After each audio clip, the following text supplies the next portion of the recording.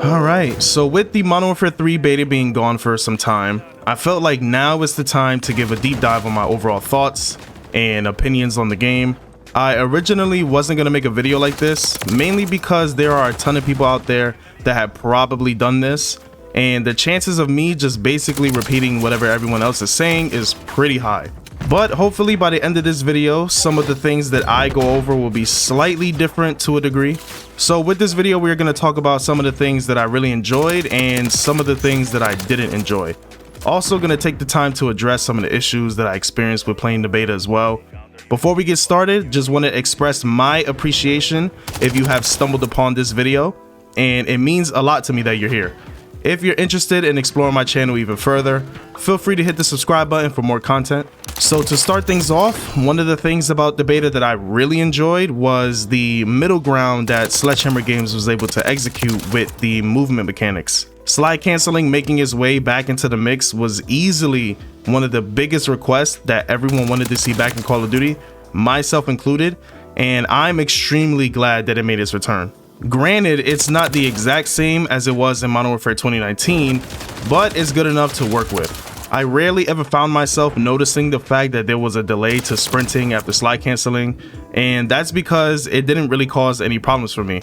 If anything, it's similar to how it was in Vanguard, and I'm completely happy with that. This kind of ties with the overall pacing of the game. The game is extremely fast, and I can argue that it's faster than it's ever been. The differences between the speed in which the game plays in comparison to Modern Warfare 2 are just night and day.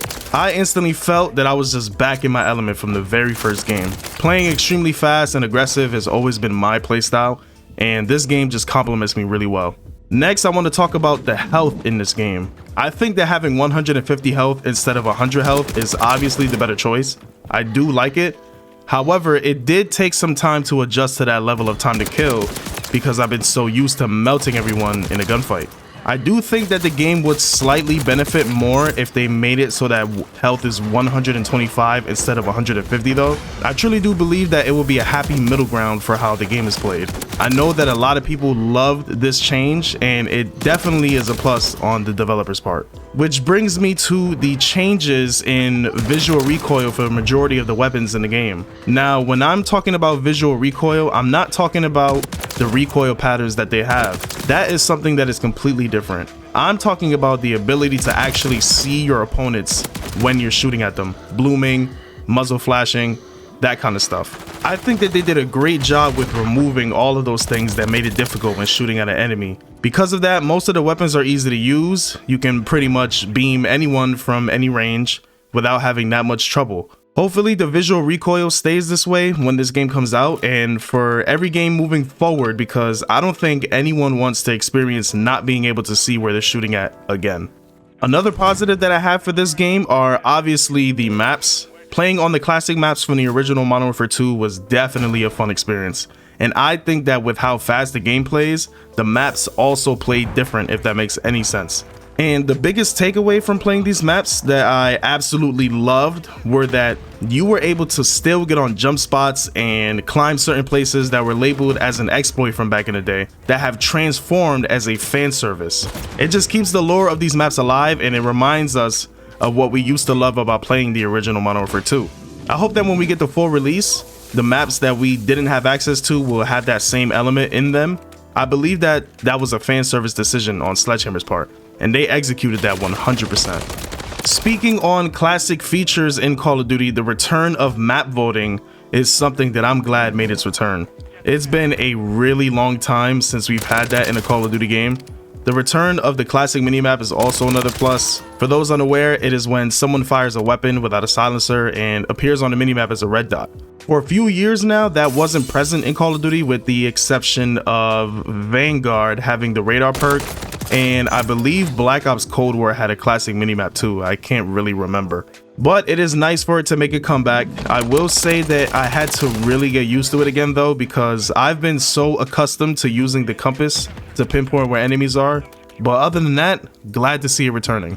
The perks in this game are pretty interesting as well. I do like the fact that Ghost only works if you're constantly on the move, which is good. I also like the fact that when you start a game, you immediately have all your perks instead of waiting for them over time, like in a previous game, and I think most of these perks balance each other out. I don't think there's a perk that's like considered a crutch, unless you consider Dead Silence a crutch for Search and Destroy. Other than that, very satisfied with the perks. I do hope to see Quick Fix make a return in the game, mainly because I feel like it'll be nice to have in this game that is 150 health, and the regen time is kinda on the slow side. Now, this is the part of the video where the positives stop for me, and we start to talk about some of the things that I didn't like about this game. Some of these issues are pretty much standout issues due to the fact that I wasn't the only one that had these complaints. One of the biggest issues that I had in this game was the visibility. The visibility for operators was absolutely terrible. I had so many moments where I had no idea who my teammates were and who the enemies were. And I think a part of that is mainly because of the nameplates for teammates and enemies are just really small. Hopefully that is something that is being worked on, because I know I wasn't the only one that was going through this exact same thing. Next, I want to talk about the spawn system in this game. In my personal opinion, the spawning in this game are the worst it's ever been.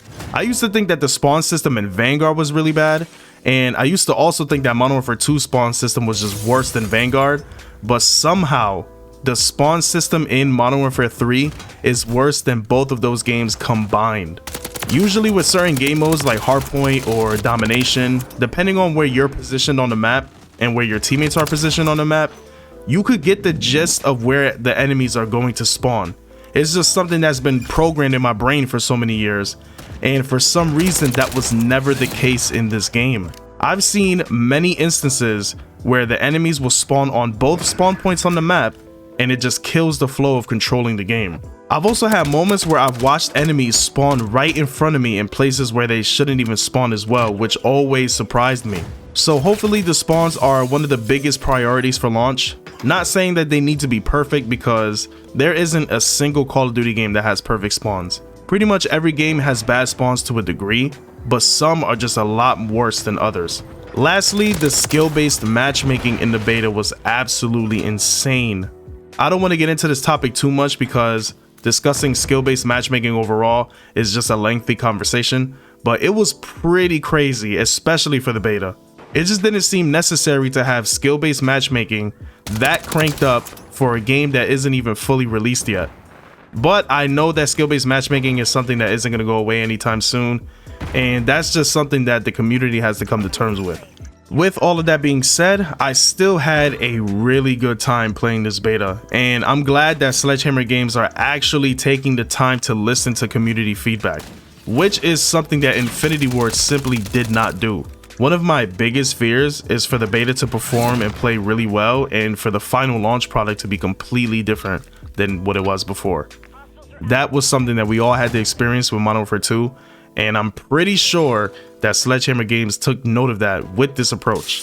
I personally think that this Call of Duty is the epitome of a fan service game, and it's honestly really refreshing to see. So that is all I have on Modern Warfare 3.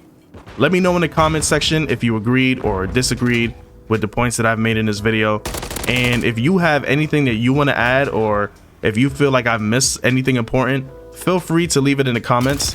If you enjoyed the video, be sure to leave a like, and I'll catch you guys in the next one.